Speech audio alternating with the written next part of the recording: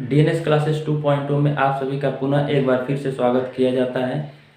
पिछले कुछ वीडियोस में हमने प्रश्नावली 1 से 2 तक हम लोगों ने कवर किया है। अब हम लोग अध्याय 3 पर हम लोग पहुंच चुके हैं। अध्याय 3 का चैप्टर हमारा क्या है? निर्देशांक ज्यामिति। तो इस वीडियो में हम लोग निर्देशांक ज्यामिति से संबंधित जो प्राथमिक शब्दावली है उसको हम लोग समझेंगे, और निर्देशांक ज्यामिति हम लोग कहते किसे हैं उसके बारे में हम लोग कुछ समझेंगे, और इससे संबंधित कुछ ऐसे ऐसे बिंदुओं को हम लोग इसमें कवर करने की कोशिश करेंगे जो परीक्षा की दृष्टि से बहुत ही महत्वपूर्ण साबित होने वाली है। तो इस वीडियो में आप लोग लगातार बने रहें, और हमारे चैनल पे अगर नए हैं तो सबसे पहले चैनल को सब्सक्राइब कर लें और बेल आइकन को जरूर प्रेस कर लें ताकि हमारा वीडियो सबसे पहले आप तक पहुँच सके। तो चलिए इस चैप्टर को हम लोग शुरुआत करते हैं। तो सबसे पहले ये समझें कि निर्देशांक ज्यामिति की आवश्यकता पड़ी क्यों। अगर किसी भी कार्तीय तल पे कोई वस्तु या कोई भी चीज़ किसी बिंदु पर रख दी जाती है तो उसकी स्थिति को हम लोग किस प्रकार ज्ञात करेंगे, उसकी स्थिति को हम लोग कैसे बताएंगे कि यह किस जगह पर है। तो उसे ज्ञात करने के लिए हमें ज्यामिति का, निर्देशांक ज्यामिति की आवश्यकता पड़ी। तो इसको हम लोग कैसे समझते हैं? तो सबसे पहले क्या होता है कि एक एक्स तल होता है और एक वाई होता है। तो ये क्या होता है? एक्स होता है। इसको एक्स एक्सिस, इंग्लिश में क्या कहते हैं? एक्स एक्सिस कहते हैं, और इसको हिंदी में क्या कहेंगे? एक्स अक्ष बोलेंगे, एक्स अक्ष बोलेंगे। और जो वाई एक्सिस पर जो बिंदु है इसको क्या बोलेंगे? इसको वाई अक्ष बोलते हैं। तो इसे हम लोग क्या लिखते हैं? ऊपर वाले को वाई लिखेंगे और नीचे वाले को वाई डैश बोलेंगे। वाई डैश यहाँ पर है। उसी तरह यहाँ पर यह x है और यह x डैश है। ठीक है, तो इसमें बहुत सारे बिंदु हो सकते हैं, ऐसे 1 2 3 4 5 6 से अनंत तक जा सकते हैं। इधर भी इसी तरह कोई लिमिट इसका नहीं है। तो जो इसका यह मूल बिंदु होता है, यानी यह कितना हुआ? यह 0,0 होता है। इसको हम क्या कहते हैं? मूल बिंदु कहते हैं। ठीक है, अब इसके बारे में हम लोग और जानते हैं। तो इसमें जो है कि यह 4 भागों में यह बटा होता है। यह कितने भागों में है? यह 4 भागों में। एक जो है कि कार्तीय तल जो है कितने भागों में बटा होता है? 4 तल में बटा होता है। तो इसका नाम क्या क्या है? इसको हम लोग क्या किस किस नाम से हम इसको बुला सकते हैं या कह सकते हैं? तो इसका नाम देखिए हमने यहाँ पर लिखा हुआ है। इसको हम लोग क्या कह सकते हैं? कार्तीय तल कह सकते हैं। इसको हम लोग क्या कह सकते हैं? कार्तीय तल कह सकते हैं। और इसे हम लोग क्या कर सकते हैं? निर्देशांक तल भी कह सकते हैं। ठीक है, निर्देशांक तल कह सकते हैं। और क्या इसको एक्स वाई तल भी कह सकते हैं। एक्स वाई तल क्यों कहते हैं? क्योंकि इस पे एक्स एक्सिस और वाई एक्सिस दोनों इसमें सम्मिलित है, इसलिए हम लोग इसको क्या कह सकते हैं? इसको निर्देशांक एक्स वाई तल भी कह सकते हैं। इसको हम लोग एक्स वाई तल कह सकते हैं। ठीक है, अब इसके प्रथम क्वाड्रेंट यानी यह चतुर्थांश बोला जाता है, यानी प्रथम चतुर्थांश, द्वितीय चतुर्थांश, तृतीय चतुर्थांश और चतुर्थ चतुर्थांश इसको बोलेंगे। ठीक है, तो इसमें जो 0 से इधर वाला बिंदु होता है वह क्या होता है? वह प्लस में होता है, यानी +1 +2 +3 +4 +5 ऐसे करके इनफाइनाइट तक जा सकता है। उसी प्रकार जो ऊपर वाला होता है वो किस में होता है? वो भी प्लस में होता है, यानी +1 +2 +3 +4 इनफाइनाइट तक चला जाएगा। उसी प्रकार नीचे जब आते हैं, यानी वाई एक्सिस पर नीचे क्या होता है? माइनस में होता है, और एक्स एक्सिस पर जो लेफ्ट साइड में होता है वो क्या किस में होता है? माइनस में होता है। तो उसे माइनस के साथ हम लोग प्रदर्शित करेंगे।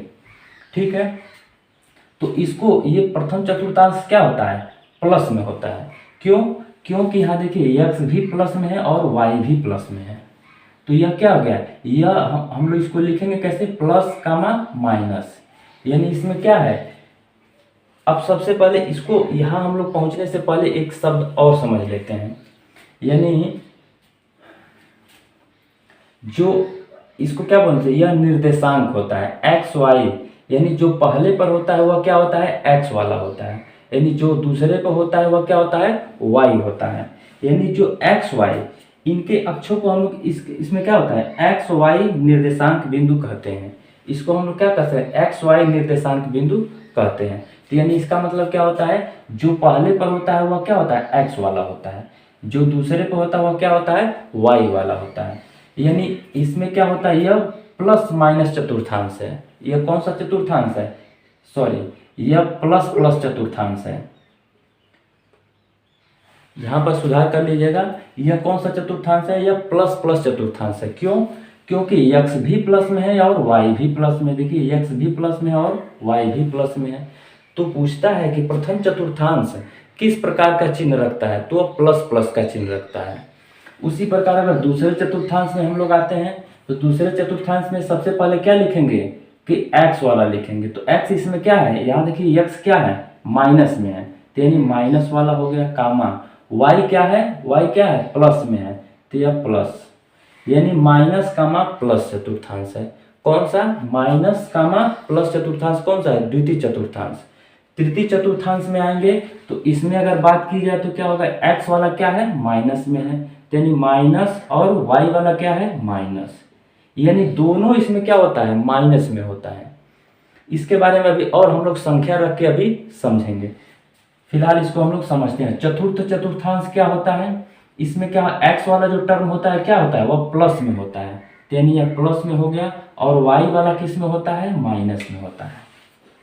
ठीक है, तो इसमें यह प्लस माइनस चतुर्थांश कौन सा है, चतुर्थ चतुर्थांश प्लस माइनस होता है। ठीक है,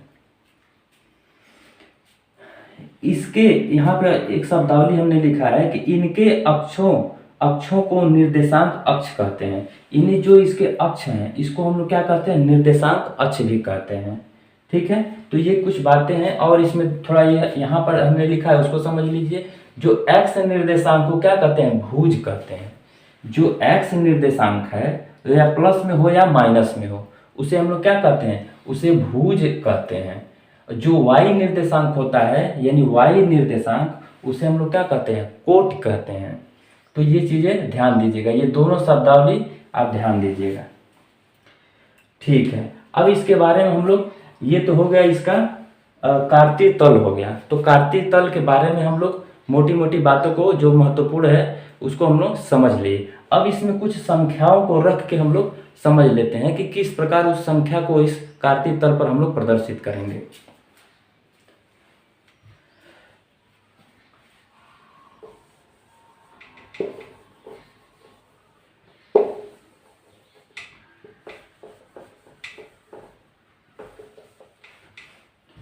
ठीक है, अगर कोई बिंदु हमें दे दे, कहे कि -4, 3 को कार्तीय तल पर प्रदर्शित करें। -4, 3 को कार्तीय तल पर प्रदर्शित करें, तो उसे हम लोग किस तरह प्रदर्शित करेंगे। तो सबसे पहले क्या होता है, ये जो पहला होता है वह कौन सा होता है, वो x अक्ष पर प्रदर्शित किया जाता है। तो x अक्ष वाला क्या होगा, वो भी माइनस में होगा। तो ये क्या हो गया, यह -4 कहाँ है, -4 x अक्ष पर कहाँ है, यहाँ पर है। तो ये हो गया, ठीक है। और y अक्ष कहाँ है, 3 +3 है। y अक्ष पर 3 +3 इधर होगा, नहीं, +3 ऊपर होगा y पर। तो यहाँ हम लोग आए तो यहाँ है। अब इसको, इन दोनों बिंदुओं को, यह कहाँ जाएगा, ऐसे सीधा जाएगा, और इसको हम लोग कहाँ मिलाएंगे, यहाँ पर मिला देंगे। तो ये वाला जो बिंदु होगा यह क्या कहलाएगा, -4, 3 निर्देशांक। ये क्या हो गया, यह -4, 3 निर्देशांक हो गया। यानी इसका निर्देशांक बिंदु क्या होगा, -3, 4 को हम लोग ऐसे प्रदर्शित करेंगे। यहीं पर अगर कह दे कि -4, 3 और 2, 4, इन दोनों रेखाओं को प्रदर्शित करिए। इन दोनों बिंदुओं से बने एक रेखा को आप बनाइए। तो हम लोग कैसे बनाएंगे, तो -4, 3 एक बिंदु हो गया। सबसे पहले एक चीज समझ लिया जाए कि कोई भी रेखा खींचने के लिए कम से कम कितने बिंदुओं की आवश्यकता होती है, कम से कम 2 बिंदुओं की आवश्यकता होती है।